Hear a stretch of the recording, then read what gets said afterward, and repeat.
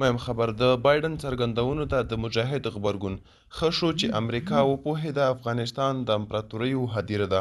د افغان نیوز قدرمن لیدونکو ښه راغلاست د نن ورځې تازه او مهم خبر ته. په افغانستان کې د طالبانو حکومت ویان ذبیح الله مجاهد د امریکا د جمهور رئیس تېرې ورځې څرګندونو ته په غبرګون کې ویلي ښه شوه چې امریکا وپوهېده افغانستان د امپراتوریو هدیره ده او دغه موضوع باید په زرینو کرښو ولیکي. مجاهد د طالبانو تر واک لاندې ملي ټلویزیون سره په مرکه کې زیاته کړې ده چې افغانستان واحد ملک او افغان ملت نه بایلودونکی دی. دغه طالب ویان همدا راز ټینګار کړی دی چې افغانستان کې د امریکایي ځواکونو د موجودیت پر مهال داعش ډله پیاوړې وه، خو د دوی په واکمنېدو داعشیان خپل شوي دي.